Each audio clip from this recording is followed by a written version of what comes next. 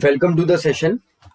इस सेशन में आप देखेंगे NCERT class 12th political science यानी कि राजनीति विज्ञान के चैप्टर 1 की कुछ मुख्य बातें जो एग्जाम के नजरिए से आपके लिए समझना बहुत महत्वपूर्ण है। इस चैप्टर की इस बुक की शुरुआत होती है बेसिकली भारत की आजादी के साथ और क्या उस समय की चुनौतियां थी, जैसा कि आप लोगों ने पहले भी पढ़ा होगा क्लास 11 12th की। अगर आप एनसीईआरटी 10th और 11th की देखें तो बहुत सारे पॉलिटिकल एनालिस्ट उस समय भारत की आजादी को लेके थोड़ा सा स्केप्टिक थे, या हम कहें कि उनका थोड़ा सा राय जो है वो थोड़ा सा नेगेटिव था। और कई लोगों का ये मानना था कि भारत को ये जो आजादी मिली है बेसिकली वो बहुत दिनों तक टिकने वाली नहीं है, क्योंकि जितना डाइवर्सिफाइड भारत का समाज है और एक जो एक्सपेरिमेंट भारत ने किया था लोकतंत्र का इतने डाइवर्सिफाइड सोसाइटी के रहते हुए, उसकी वजह से अपनी एकता और अखंडता को भारत जो है वो बनाए रखने में कामयाब नहीं हो पाएगा और ये एक्सपेरिमेंट जो है वो फ्लॉप हो जाएगा। लेकिन इन सभी चीजों को पीछे छोड़ते हुए आप जानते हैं कि भारत आज दुनिया की सबसे बड़ी डेमोक्रेसी के रूप में देश दुनिया के सामने निकल करके आया है। और उसके पीछे जो अगर कोई एक फैक्टर हम देखें तो वो सबसे बड़ा फैक्टर अगर निकल करके आता है तो वो ये है कि भारत के लोगों के जो एक इंटरनल उनके दिमाग में जो सीडिंग है या जो एक बीज है लोकतंत्र को लेकर के, बाय नेचर भारत के लोग जो हैं आप कह सकते हैं they are democratic in their nature. चाहे वो छोटा सा गांव हो, चाहे कोई डिस्ट्रिक्ट हो, चाहे पूरा एक राज्य हो और चाहे पूरा एक देश हो, इस सभी के रूप में अगर जो हमारी मूल चेतना है, भारत का जो मौलिक चिंतन है वो कहीं ना कहीं डेमोक्रेसी को लेकर के है। और ये बात लोग उस समय जो दुनिया भर के और लोग थे वो उस बात को नहीं समझते थे। और इसी वजह से 3 महत्वपूर्ण प्रश्न आप कह सकते हैं उस समय हमारे जो संविधान निर्माता थे, जो हमारे लीडर्स थे, उनके सामने थे। क्या पहला प्रश्न, जैसा कि मैंने आपको बताया, सबसे महत्वपूर्ण प्रश्न यही था कि क्या भारत एक रह पाएगा। आप जानते हैं कि भारत को आजादी जो है वो बहुत ही एक संघर्ष के बाद मिली थी, और जब वो आजादी मिली थी तो भारत जो है वो 2-3 टुकड़ों में उस समय बटा था। आप जानते हैं ईस्टर्न पाकिस्तान, वेस्टर्न पाकिस्तान और भारत।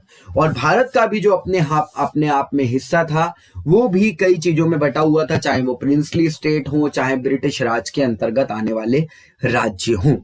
तो सबसे पहला और गंभीर सवाल जो था वो यही था कि क्या भारत एक रह पाएगा।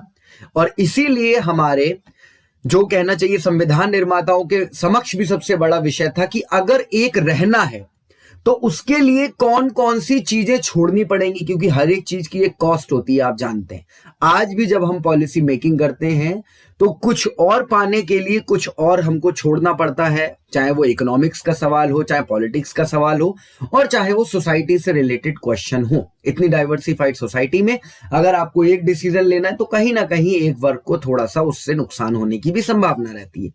तो पहला महत्वपूर्ण ये क्वेश्चन ये था। दूसरा क्वेश्चन था, जैसा कि मैंने आपको बताया, क्योंकि भारत की जो क्षेत्रीयता में जो एक वैरायटी थी, क्या उस वैरायटी को खत्म कर दिया जाएगा। क्या सभी लोगों को अगर एक साथ होकर के चलना है तो फिर उनको जो अपनी अपनी प्रॉपर्टीज हैं वो छोड़नी पड़ेंगी, और क्या वो प्रॉपर्टी छोड़ने के लिए लोग तैयार हैं। तो इस तरीके के कुछ बहुत महत्वपूर्ण प्रश्न जो हैं वो उस समय हमारे संविधान निर्माताओं के सामने थे। और आजाद भारत इन चुनौतियों के आगे क्या रुख अपनाएगा, विभिन्न लक्ष्यों को कहां तक जो है वो सफलता मिली प्राप्त करने में, ये जो पूरी 12th की एनसीईआरटी की बुक 2 है, जो कि राजनीतिक विज्ञान की बुक 2 है, वो इसी सवालों का जवाब देती हुई आपको नजर आती है। दूसरी चुनौती थी लोकतंत्र को कायम रखने की। क्या लोग इस दिशा में हमेशा चलते रहेंगे कि अपनों में से ही हम अपने लीडर्स चुने और फिर उनके लिए हुए डिसीजंस को हम माने, क्योंकि भारत ने एक संसदीय शासन पर आधारित प्रतिनिधित्व मूलक यानी कि रिप्रेजेंटेटिव डेमोक्रेसी को अपनाया था। इसीलिए हम लोगों को हम में से ही अपने लीडर्स को चुनना था। और हम ये बात बहुत गर्व से कह सकते हैं कि जिन लीडर्स को हमने अपने में से चुना और जो जिम्मेदारी हमने उनको दी थी उस समय, उस जिम्मेदारी को उन्होंने बहुत ही अच्छे तरीके से निभाया। तीसरी चुनौती थी ऐसे विकास जिससे कि, क्योंकि आप जानते हैं कोई भी जब डेवलपिंग कंट्री होता है या कहीं पर जहां पर कि विकास की बहुत ज्यादा संभावनाएं उपलब्ध हैं, तो जो बड़े बड़े उद्योगपति हैं कहीं ना कहीं वो उन मामलों में एक एज ले जाते हैं, उसका फायदा उठाते हैं और समाज के कुछ एक वर्ग का ही फायदा होता है और बाकी जनता वहीं की वहीं रह जाती है। तो ये भी चीज हमारे संविधान निर्माताओं के समक्ष थी, जिसको कि उन्होंने एड्रेस किया था राज्य के नीति निर्देशक तत्वों में। वो चीज मैं आपको आगे बताऊंगा। सभी को समानता का साथ, क्योंकि उस समय हमारे देश में जातिगत जो है विभिन्नताएं बहुत ज्यादा थी, सामाजिक विभिन्नताएं बहुत ज्यादा थी, लोगों के बीच में जो गैप था उनके स्टेटस में वो बहुत ज्यादा था। भारत के जो वंचित तबके थे, धार्मिक और सांस्कृतिक रूप से अल्पसंख्यक समुदाय थे, क्योंकि आप जानते हैं भारत जब आजाद हुआ था तो एक धर्म के सांप्रदायिकता के तौर पर एक बट गया था 3 भागों में। तो उस वजह से भी एक नेगेटिव माहौल हमारे देश में बहुत ज्यादा बना हुआ था, उसको भी एड्रेस था। इन सारी चीजों को देखते हुए लोगों को अधिकार भी देने थे।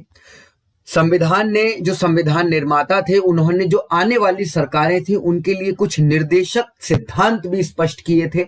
पार्ट 4 में अनुच्छेद 36 से 51 तक, जो सरकार को यह बताते थे कि आप जब पॉलिसी बनाएंगे तो आपके दिमाग में क्या क्या चीजें होनी चाहिए। राजनीतिक जो लक्ष्य है वो भी पूरे हों, सामाजिक लक्ष्य भी पूरे हों और साथ में आर्थिक लक्ष्य भी पूरा होना बहुत जरूरी था।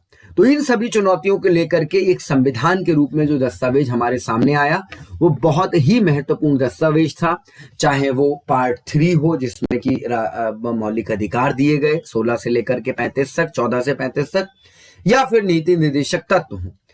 मौलिक अधिकार जो थे वो प्रत्येक व्यक्ति को दिए गए, कुछ से सिंपल सिटीजन्स को दिए गए और कुछ जो है वो भारत में रहने वाले लोगों को दिए गए। चाहे वो स्वतंत्रता का अधिकार हो, समानता का अधिकार हो, या फिर सुरक्षा का अधिकार हो, धार्मिक स्वतंत्रता का अधिकार हो, शोषण के विरुद्ध अधिकार हो। ये अधिकार अपने आप में इस बात की गारंटी थे कि राज्य की ये जिम्मेदारी है कि प्रत्येक व्यक्ति को जो एक मिनिमम डिग्निटी है लाइफ की वो उसकी सुरक्षित की जाए। और साथ में नीति निर्देशक तत्व थे कि जब सरकार कोई पॉलिसी बनाए तो उस पॉलिसी में वो किन किन बातों का ध्यान रखे। तो बहुत ही महत्वपूर्ण है। इन्हीं चीजों के ऊपर लेकर के अब हम अपनी बात को अगले इसके पार्ट में आगे बढ़ाएंगे। आप सभी लोग एग्जाम रेस हिंदी को जरूर सब्सक्राइब करिए। डेली बहुत इंपॉर्टेंट सेशन यहां पर अपलोड होते हैं। Thank you.